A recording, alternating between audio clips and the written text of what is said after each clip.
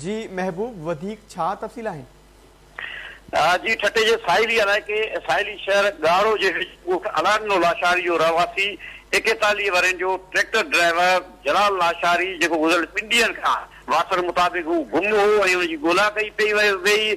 उनजो लाश जेको आहे थोरी देरि अॻु में ॻाढ़े वेझो जेका मरीज़ जी शाख आहे उन मां उनजो लाश हथ आयो आहे।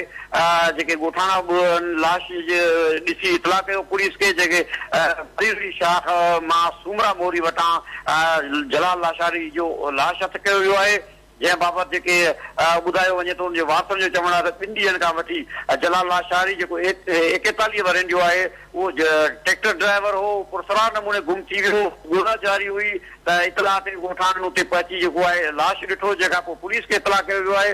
ॻाढ़ो पुलिस पहुची लाश पंहिंजे तहवील में वठी पोस्टमार्टम लाइ अस्पताल मुंतक़िल कयो आहे। मामले जा कारण अञा ताईं साम्हूं न अची सघिया आहिनि, पर इहा तस्दीक कई आहे पुलिस जे तरफ़ां त लाश हथ कयो वियो आहे ऐं हुनजी वधीक जेका आहे कार्रवाई लाइ जेको आहे वारसनि खां बयान वरिता पिया वञनि ऐं पोस्टमार्टम लाइ जेको हथ आयल लाश जलाल लाशारी जो जेको लाश आहे उनखे ॻाढ़े जे अस्पताल मुंतक़िल कयो वियो आहे। जी अस्पताल मुंतक़िल कयो वियो आहे। लाश खे अपडेट करण लाइ महबूब बिरोई अव्हां जी वॾी महिरबानी।